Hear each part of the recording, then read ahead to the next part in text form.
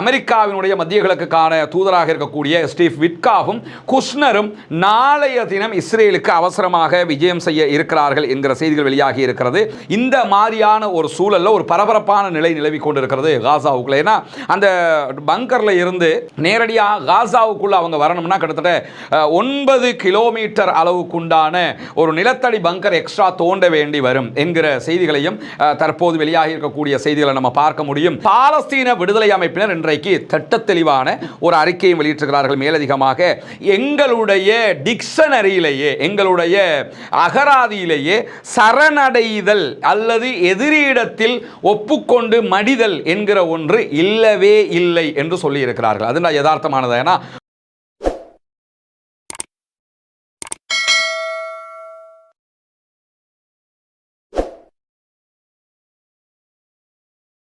அன்பிற்கினிய சகோதர சகோதரிகளே, நம் அனைவர் மீதும் ஏக இறைவனுடைய அமைதியும் கருணையும் உண்டாகட்டுமாக என்கிற உயரிய பிரார்த்தனைகளோடு பாலஸ்தீனத்தினுடைய காசா பகுதிகளில் இஸ்ரேலிய ஆக்கிரமிப்பு ராணுவம் நடத்தி வந்த 2 ஆண்டுகளுக்கு மேலான பாரிய யுத்தம், இன அழிப்பு யுத்தம் தற்போது யுத்த நிறுத்தமாக மாற்றப்பட்டு இன்றோடு சரியாக 30 நாட்களாகி இருக்கின்றன. கடந்த 1 மாத காலமாக ஒரு யுத்த நிறுத்தம் அங்கே நிலவி வருகிறது. ஆனால் யுத்த நிறுத்தத்தில் பேசப்பட்ட நிபந்தனைகளை இஸ்ரேல் கடைபிடிக்காமல் இருக்கிறது என்பது நமக்கு தெரியும். தொடர்ந்து அவர்கள் அவ்வப்போது தாக்குதல்களை நடத்துகிறார்கள். உள்ளே உணவுகள் அதே போன்று மருந்துகளை ஒப்பந்தத்தில் ஒப்புக்கொண்ட பிரகாரம் அவர்கள் அனுப்ப மறுத்து கொண்டிருக்கிறார்கள் என்கிற சூழல்ல இன்றைக்கு என்னவெல்லாம் நடந்திருக்கிறது காசாவிலும் காசாவையொட்டிய சர்வதேச நிலப்பரப்பிலும் என்கிற செய்திகளைத்தான் நாம் பார்க்க இருக்கிறோம். இன்றைக்கு வெளியாகி இருக்கக்கூடிய பல செய்திகள்ல ரொம்ப முக்கியமான ஒரு செய்தி என்னன்னு கேட்டா, நமக்கெல்லாம் தெரியும் காசாவில் பாலஸ்தீன விடுதலை அமைப்பினர் ஒரு பகுதியை கட்டுப்படுத்தி கொண்டிருக்கிறார்கள். அதே போன்று இஸ்ரேலிய ஆக்கிரமிப்பு ராணுவம் இன்னொரு பகுதியை எல்லோ பார்டருக்கு அடுத்த பகுதியை கண்ட்ரோல் பண்ணி கொண்டிருக்கிறாங்க. அந்த பகுதிகளுக்குள்ளாக பங்கருக்குள்ள கிட்டத்தட்ட 200 பாலஸ்தீன விடுதலை ராணுவத்தை சேர்ந்தவர்கள் சிக்கி இருக்கிறார்கள் என்கிற செய்திகள் வெளியாகி இருக்கிறது. பாலஸ்தீன விடுதலை ராணுவத்தினுடைய அபிஷியல் செய்தி பிரகாரம் 120 தொடக்கம் 130 பேர் உள்ளே இருப்பதாக சொல்லப்படுகிறது. இவங்களுக்கு வெளியில வர முடியாது. வெளியில வந்தாங்கன்னா இஸ்ரேலிய ஆக்கிரமிப்பு ராணுவம் இருக்கிறது, அவங்களோட அவங்க நேரடியாக ஃபைட் பண்ண வேண்டி வரும். அதனால ஏற்கனவே பண்ணப்பட்ட ஒப்பந்த பிரகாரமே அவர்கள் இஸ்ரேலுடைய ராணுவத்தை சேர்ந்த 11 ஆண்டுகளுக்கு முன்பதாக கைது செய்யப்பட்ட கோல்ட் என்கிற ஒருவனுடைய உடலை ஒப்படைப்பார்கள். அதற்கு பகரமாக பாலஸ்தீன விடுதலை ராணுவத்தை சேர்ந்தவர்களை அவர்கள் ஆயுதங்களோடு வெளியே வந்து காசாவினுடைய எல்லைக்கு வருவதற்கு இஸ்ரேலிய ஆக்கிரமிப்பு ராணுவம் சம்மதிக்க வேண்டும் என்பதுதான் ஒப்பந்தத்தினுடைய விதியாக இருக்கிறது. ஆனால் இதுவரைக்கும் இதற்கான சம்மதத்தை கொடுக்காமல் இருக்கிறது இஸ்ரேலிய ஆக்கிரமிப்பு ராணுவம். குறிப்பாக அந்த பங்கருடைய வாயில்களுக்கு நாங்கள் கான்கிரீட் போடுவோம் என்று சொல்லி ஆரம்பத்தில் போட்டோம்னு அவங்க சில செய்திகளை சொன்னாலும் அப்படி கான்கிரீட் போடப்படவில்லை என்கிற செய்திகள் வெளியாகி இருக்கிறது. கான்கிரீட் போட்டு மூடுவோம், அவங்க வந்து எங்களோட உள்ளாடையோட மட்டும் வந்து ஆயுதங்களை கீழே வச்சு சரணடையணும், கண்ணை கட்டி அவர்களை நாங்கள் நெகோ பாலைவனத்தில் இருக்கக்கூடிய சைமன் சிறைச்சாலைக்கு அழைத்து போவோம் என்கிற செய்திகளை எல்லாம் சொல்லியிருந்தாங்க. இந்த மாதிரியான ஒரு சூழல்ல ஒரு பரபரப்பான நிலை நிலவி கொண்டிருக்கிறது காசாவுக்குள்ள. ஏன்னா அந்த பங்கர்ல இருந்து நேரடியாக காசாவுக்குள்ள அவங்க வரணும்னா கிட்டத்தட்ட 9 கிலோமீட்டர் அளவுக்குண்டான ஒரு நிலத்தடி பங்கர் எக்ஸ்ட்ரா தோண்ட வேண்டி வரும் என்கிற செய்திகளையும் தற்போது வெளியாகி இருக்கக்கூடிய செய்திகளை நம்ம பார்க்க முடியும். அருகில் இருக்கக்கூடிய மற்ற பங்கர்களோடு அது தொடர்பு இழந்து இருக்கிறது என்கிற காரணத்தினால உடனடியாக இதை செய்ய முடியாமல் இருக்கிறது. அதனால தான் இந்த வழியாகத்தான் அவங்க வெளியே வந்தாகணும் என்கிற ஒரு நிலை இருக்கிறது. இப்படியான சூழல்ல தான் இன்றைக்கு அமெரிக்காவினுடைய வெள்ளை மாளிகையினுடைய அதிகாரிகளை மேற்கோள் காட்டி இஸ்ரேலுடைய சேனல் 12 வெளியிட்டிருக்கக்கூடிய செய்திகள்ல கோல்ட் என்கிற 11 ஆண்டுகளுக்கு முன்பதாக இஸ்ரேலிய ஆக்கிரமிப்பு ராணுவத்தை சேர்ந்தவன் பாலஸ்தீன விடுதலை ராணுவத்தினால் கைது செய்யப்பட்டிருக்கிறார். இவரை விடுவிப்பதினூடாக இந்த நெருக்கடிக்கு தீர்வு காண முடியும் என்று வாஷிங்டன் நம்புகிறது என்கிற செய்திகள் வெளியாகி இருக்கிறது.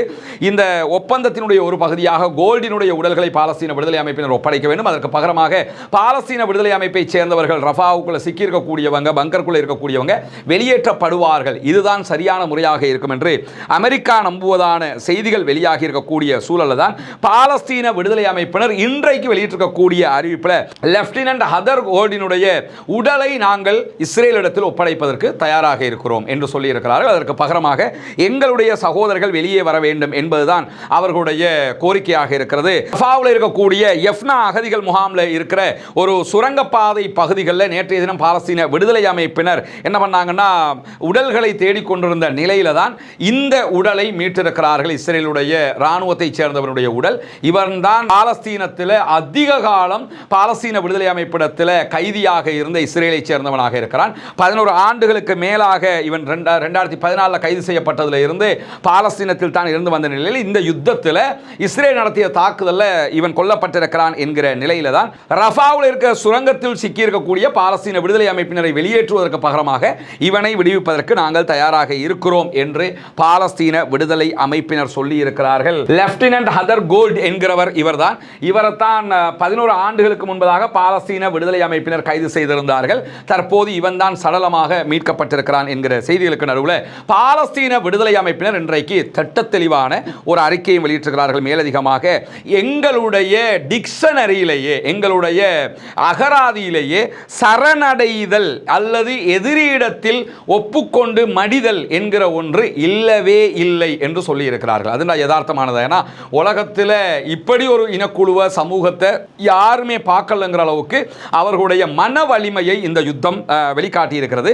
ரஃபாவில் இருக்கக்கூடிய எங்களுடைய ராணுவத்தை சேர்ந்தவர்களுடன் ஏதாவது மோதல்கள் ஏற்பட்டால் அதற்கு பொறுப்பு இஸ்ரேலிய ஆக்கிரமிப்பு ராணுவத்தை சேர்ந்தவர்கள் தான். ஏன்னா நாங்கள் சரணடைய மாட்டோம், நாங்கள் வெளியே வருகிற தேவை வந்தால் வேறு வழியில்லாவிட்டால் அவர்கள் வெளியேறுவார்கள். வெளியேறும் போது இஸ்ரேலிய ஆக்கிரமிப்பு ராணுவம் தாக்குதல் நடத்தினால் அவர்கள் பதிலடி தாக்குதலை நடத்துவார்கள்.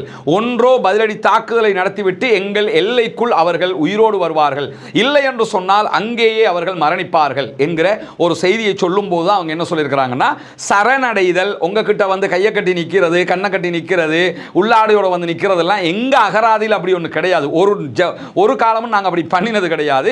எனவே முறைப்படி ஒப்பந்த பிரகாரம் உங்களோட பாடியை நாங்கள் தந்தா எங்காக்கள் நீங்கள் வெளியே விட்டீங்கன்னா சேஃப்டி, இல்லைன்னா அவர்கள் வெளியேறும் போது நீங்கள் தாக்குதல் நடத்தினால் கண்டிப்பாக அவர்கள் பதிலடி தாக்குதல் நடத்துவார்கள். நடத்தினால் இந்த சண்டைக்கு நீங்கள் தான் பொறுப்பே தவிர பாலஸ்தீன விடுதலை அமைப்பை நீங்கள் பொறுப்பு சாட்ட முடியாது என்கிற செய்தியை இன்னைக்கு சொல்லி இருக்கக்கூடிய காட்சிகளை நம்ம பார்த்திருக்கோம். இதை தாண்டி எங்களுக்கு நிறைய தொழில்நுட்ப உதவிகள் தேவைப்படுகிறது. அதே போன்று அந்த உடல்களை வெளியெடுப்பதற்கு தேவையான புல்டோசர் உள்ளிட்ட கனரக வாகனங்கள் தேவைப்படுகிறது. அதையெல்லாம் தந்தீங்கன்னா மற்றவர்களையும் நாங்கள் மீட்டெடுப்பதற்கு வாய்ப்பாக இருக்கும் என்கிற செய்திகளையும் அவங்க சொல்லி இருக்கக்கூடிய சூழல்ல அமெரிக்காவினுடைய மத்திய கிழக்குக்கான தூதராக இருக்கக்கூடிய ஸ்டீவ் விட்காவும் குஷ்னரும் நாளைய தினம் இஸ்ரேலுக்கு அவசரமாக விஜயம் செய்ய இருக்கிறார்கள் என்கிற செய்திகள் வெளியாகி இருக்கிறது. ரஃபாவில் இருக்கக்கூடிய பாலஸ்தீன விடுதலை அமைப்பினுடைய அந்த போராளிகளை வெளியே எடுப்பது தொடர்பாகவும் அடுத்த கட்ட இந்த சமாதான பேச்சுவார்த்தைகள் யுத்தத்தினுடைய அமைதியினுடைய போங்கை கட்டுப்படுத்துவது ஆகிய 2 விவகாரங்களையும் பேசுவதற்காகத்தான் அவர்கள் உடனடியாக இஸ்ரேலுக்கு விஜயம் செய்கிறார்கள் என்கிற செய்திகளும் வெளியாகி கொண்டிருக்கக்கூடிய சூழல்ல தான் இஸ்ரேலுடைய போக்குவரத்து அமைச்சர் மிரி ரெகோவ் இன்றைக்கு இஸ்ரேலுடைய சேனல் 12க்கு விடுத்திருக்கக்கூடிய ஒரு அறிவிப்பில் என்ன சொல்லியிருக்கிறார்னா, மேற்கு கரை என்கிற வெஸ்ட் பேங்க் பகுதிகளை இஸ்ரேலாக அறிவிப்பதற்கான முயற்சிகளில் நாங்கள் முழுமையாகவே ஈடுபட்டு வருகிறோம். எங்களை அமெரிக்கா தடுத்து கொண்டிருக்கிறது. ஆனாலும் ஒரு கட்டம் வரும் அமெரிக்காவுக்கு வேற வழியே இருக்காது. நாங்கள் இதை இணைக்க வேண்டும் என்னும் போது அமெரிக்காவே அதற்கு அனுமதி தரும் என்கிற நம்பிக்கை இருக்கிறது.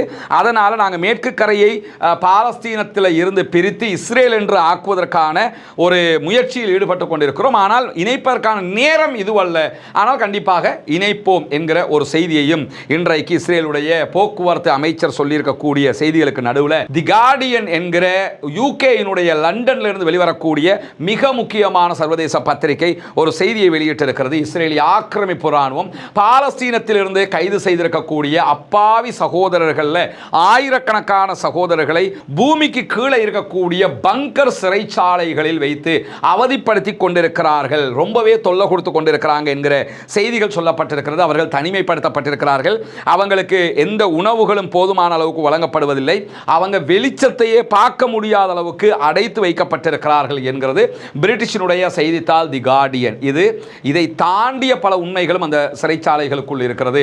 அங்கிருந்து வெளிவரக்கூடிய சகோதரர்களை நம்ம பார்க்கிறோம். அவங்க எவ்வளவு துன்புறுத்தப்பட்டிருக்காங்கன்னா, அவங்களுக்கு உலகத்தில் சூரிய வெளிச்சத்தையே காட்டாத அளவுக்கு பூமிக்கு கீழே பங்கரை தோண்டி இருட்டுக்குள் அவர்கள் சிறை வைக்கப்பட்டிருக்கிறார்கள், ஒவ்வொரு நாளும் துன்புறுத்தப்படுகிறார்கள் என்கிற செய்திகளை தான் இன்றைக்கு தி கார்டியன் வெளியே கொண்டு வந்திருக்கக்கூடிய சூழல்ல இன்றைக்கு இஸ்ரேலுடைய முன்னாள் ராணுவ வழக்கறிஞர் மருத்துவமனையில் அனுமதிக்கப்பட்டிருக்கிறார் என்கிற செய்திகள் வெளியாகி இருக்கு. நமக்கு தெரியும், பாலஸ்தீன அப்பாவிகளுக்கு இஸ்ரேலுடைய நெகோ பாலைவனத்தில் இருக்கக்கூடிய சிறைச்சாலைகளில் நடக்கக்கூடிய அநியாயங்களை அவர் யாருக்கும் தெரியாமல் வீடியோ எடுத்து ஊடகங்களுக்கு பரவ விட்டிருந்தார். இஸ்ரேலுக்குள்ள மிகப்பெரிய சர்ச்சையாக மாறி இருக்கிறது. இந்த வழக்கறிஞர் கைது செய்யப்பட்டார், தற்கொலைக்கு முயன்றார் என்ற செய்திகள் எல்லாம் சொல்லப்பட்டதுக்கு பிறகு கைது செய்யப்பட்டார். 10 நாட்கள் வீட்டு காவலில் வைக்குமாறு நீதிமன்றம் இவருக்கு உத்தரவு போட்டிருந்த நேரத்தில் தான் இன்றைக்கு அவர் மருத்துவமனைகளில் அனுமதிக்கப்பட்டிருக்கிறார் என்கிற செய்திகள் வந்திருக்கும் போது உள்ள இஸ்ரேலுக்குள்ளே இருக்கக்கூடிய ஆய்வாளர்களும் பத்திரிகையாளர்களும் அரசியல் விமர்சகர்களும் கூட என்ன சொல்கிறாங்கன்னா, இவங்களுக்கு ரொம்ப துன்பங்கள் கொடுக்கப்பட்டிருக்கு, இவங்க டார்ச்சர் பண்ணப்பட்டிருக்கிறாங்க, இவங்களும் அந்த பாலஸ்தீன சகோதரர்கள் டார்ச்சர் படுத்தப்பட்ட மாதிரி இவங்க ஒரு லேடியாக வேறு இருக்கிறாங்க, உடலியல் ரீதியாகவும் உளவியல் ரீதியாகவும் பாலியல் ரீதியாகவும் துன்புறுத்தப்பட்டிருக்கலாம், அதனாலேயோ என்னவோ இவர்கள் மருத்துவமனையில் அனுமதிக்கப்பட்டிருக்கிறார்கள் என்கிற கேள்விகளும் விமர்சனங்களும் உருவாகி வரக்கூடிய நேரத்தில் வடக்கு ஜோர்தான் பகுதிகளில் இருக்கக்கூடிய ஜோர்தானுடைய சில நிலப்பரப்புகளை, ஏக்கர் கணக்கான நிலப்பரப்புகளை இஸ்ரேல் கைப்பற்றுவதற்கு முனைகிறது என்கிற செய்திகள் வெளியாகி இருக்கிறது. இன்றைக்கு இஸ்ரேலிய அதிகாரிகள் எடுத்திருக்கக்கூடிய செய்திகளில் ஜோர்டான் பள்ளத்தாக்கில் இருக்கக்கூடிய பர்தலா அதே போன்று தயாசில் என்கிற பகுதிகளை இஸ்ரேல் கைப்பற்றுவதற்கு முனைகிறது என்கிற செய்திகள் வெளியாக. ஆனால் ஜோர்டான் இதுக்கு எதிர்க்கவோ அதை மறுத்து பேசவோ இதுவரைக்கும் எந்த விதமான அறிக்கைகளையும் வெளியிடவில்லை என்பதையும் நம்ம பார்க்க முடிகிறது. ஒருபுறம் காசாவை பாலஸ்தீனத்தை ஆக்கிரமிக்கிற அதே நேரத்தில் லெபனானுடைய பகுதிகளை ஆக்கிரமிக்கிறதுக்கு முனைகிறார்கள், சிரியாவினுடைய பகுதிகளை ஆக்கிரமிக்க முனைகிறார்கள், அதே போன்று ஜோர்டானுடைய பகுதிகளையும் ஆக்கிரமிக்க முனைகிறார்கள். இவர்களும் அவங்க என்ன செஞ்சாலும் பரவாயில்லைன்னு கேட்டு நமக்கு ஏதோ சாகிற வரைக்கும் ஒரு துண்டு நிலத்தில் ஆட்சி பண்ணிக்கிட்டு இருந்தோம்னா போதுங்கிற விதமாக ஜோர்டானுடைய அதிபரும் இருக்கக்கூடிய செய்திகளை நம்ம பார்க்க முடியும். இப்படியான சூழலில் தான் இன்றைக்கு துருக்கியினுடைய அதிபர் அர்துகான் ஒரு முக்கியமான அறிவிப்பை விடுத்திருக்கிறார். நமக்கு தெரியும் 2 நாட்களுக்கு முன்பதாக இஸ்ரேலிய பிரதமர் பெஞ்சமின் நெதன்யாகு உள்ளிட்ட 37 பேர் மேலே உடனடியாக அரெஸ்ட் வாரண்டை பிறப்பித்திருக்கிறது துருக்கி. துருக்கியினுடைய வானிலைகளை அவர்கள் பயன்படுத்த முடியாது, துருக்கிக்குள்ள நுழைய முடியாது, துருக்கி சார்பாக அவர்கள் கைது செய்யப்படுவார்கள், இதெல்லாம் செஞ்சான்னு சொல்லி அறிவிச்சிருக்கிறாங்க.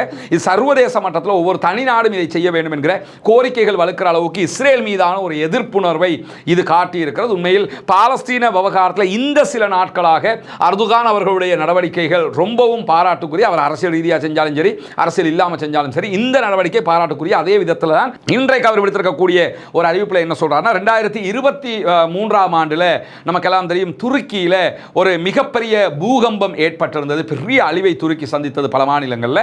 அந்த பூகம்பத்தில் பாதிக்கப்பட்டவங்களுக்கு அவங்க என்ன பண்ணாங்கன்னா தற்காலிக வீடுகள் அமைச்சு கொடுத்தாங்க, அந்த கண்டெய்னர் வீடு. குறிப்பாக அதை புரிஞ்சுக்கிறதா இருந்தால் கத்தரில் ஃபீஃபா வேர்ல்ட் கப் பண்ணாங்களா இல்லையா, பண்ணும்போது அவங்க அந்த வேர்ல்ட் கப்புக்குரிய ஸ்டேடியம் அமைக்கிறதுக்கெல்லாம் பெரும்பாலும் இந்த கண்டெய்னர்களை தான் பயன்படுத்தி இருந்தாங்க டிஃபரெண்டாக. அதை ஒட்டி நிறைய கண்டெய்னரில் நிறைய வீடுகளை எல்லாம் அவங்க பண்ணியிருந்தாங்க. இந்த மாதிரியான பல வீடுகளை துருக்கி பண்ணியிருந்தது. அந்த வீடுகளை காசாவுக்கு அனுப்புவதற்கான ஏற்பாடுகளை நாங்கள் செய்திருக்கிறோம். அதாவது ஒரு கண்டெய்னர் இருக்குதுன்னா அந்த கண்டெய்னருக்குள்ள ஒரு குடும்பம் வாழலாம், அதுக்குரிய தேவையான எல்லாமே பண்ணியிருப்பாங்க. கண்டெய்னருக்குள்ள ஹீட் வராமல் இருக்கிறதுக்காக ஜென்ரேட்டர் ஊடாக ஏசி அதுக்குரிய ஃபிட் பண்ணப்பட்டிருக்கும். இந்த மாதிரி நல்ல வசதி வாய்ப்போடு இருக்கக்கூடிய கண்டெய்னர்களாகத்தான் இருக்கும்.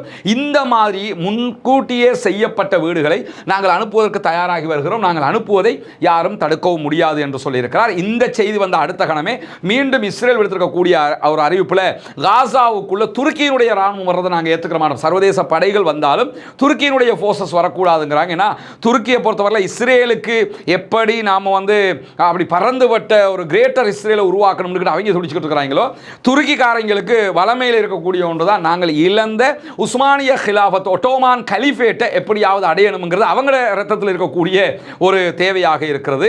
அதே நேரத்தில் நீங்கள் பாரசீகர்கள் ஈரான்காரங்களை எடுத்துக்கிட்டிங்கன்னா ஏன் இவ்வளோ கஷ்டப்பட்டு உலகம் முழுக்க அவங்களுக்கு இவ்வளோ நெருக்குதல் கொடுத்தும் நாங்கள் இப்படித்தான் இருப்போம்னு ஏன் அவங்க இருக்கிறாங்கன்னு கேட்டால், பாரசீகம் என்கிற ஒரு மிக பிரம்மாண்டமான வல்லரசாக கடந்த காலங்களில் அவர்கள் இருந்திருக்கிறார்கள். அந்த வல்லரசு தனத்தை மீண்டும் எடுத்துக்கொள்வதற்கு அவர்கள் முயற்சி செய்கிறார்கள். இப்படி ஆதிக்கம் தங்களுடைய நிலையை நிலைப்படுத்த வேண்டும் என்பதில் ஒவ்வொரு நாடும் இருக்கிற மாதிரி இஸ்ரேலுக்கு நிகராக துருக்கியும் தன்னுடைய அந்த ஒட்டோமான் கலிஃபேட் திரும்ப அவங்களுக்கு கிடைக்குமா கிடைக்காதுங்கிறது ரெண்டாவது.